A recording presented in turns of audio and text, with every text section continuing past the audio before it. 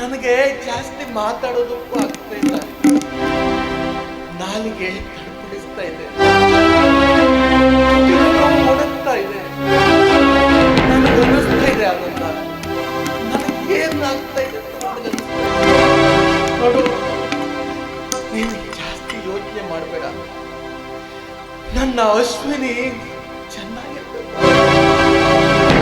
ಸುಖವಾಗಿರ್ಬೇಕು ಅನ್ನೋದೇ ನನ್ನ ಆಸೆ.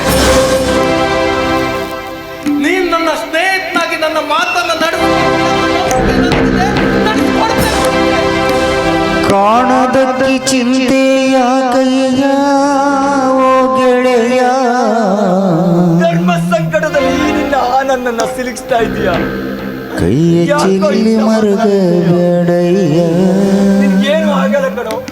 ನನ್ನ ಮಾತನ್ನ ನಂಬು ಅಮರ್, ನಿನ್ಗೇನು ಆಗಲ್ಲ.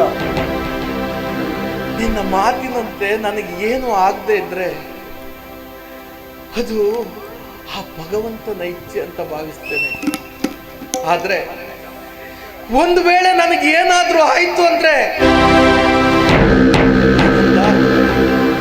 ನನ್ನ ಅಶ್ವಿನಿಯನ್ನ ಮಾತ್ರ ನಡು ನೀರಲ್ಲಿ ಕೈ ಬಿಡಬೇಡ. ಇದೇ ನಾನು ಕೇಳಿಸ್ಕೊಳ್ತಾ ಇರೋದು, ಅದಲ್ಲ ಇದೇ ನಾನು ನಿನ್ನಲ್ಲಿ ಯಾರಿಗುಂಟು ಯಾರಿಗಿಲ್ಲ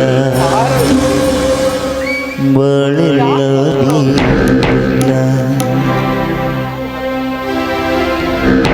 ಯಾರಿಗುಂಟು ಯಾರಿಗಿಲ್ಲ ನಾನು ಏನು ಬಯಸ್ತೀನಿ ಬಳಿಲ್ಲ ಬೀಳಿಲ್ಲ. ಏನಾದ್ರೂ ನನಗೆ ಮರು ಜನ್ಮ ಸಿಕ್ಕಿದ್ರೆ ಈ ಆನಂದದ ಸ್ನೇಹಿತನಾಗಿರ್ಬೇಕು. ಬಂದುದಿಲ್ಲ ಈಸಬೇಕಯ್ಯ ಓ ಗೆಳೆಯ, ಮಾತಾಡಬೇಡ. ಕೈಯ ಚೆಲ್ಲಿಕು ಏನು ಆಗಲ್ಲ ಕಣೋ, ಏನು ಆಗಲ್ಲ.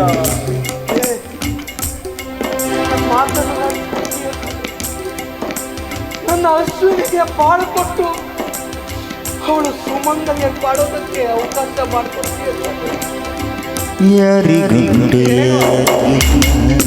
ಬಳಿಲ್ಲ ಹೇಳು, ಯಾರಿಗುಂಟು ಯಾರಿಗಿಲ್ಲ ಬಳಿಲ್ಲ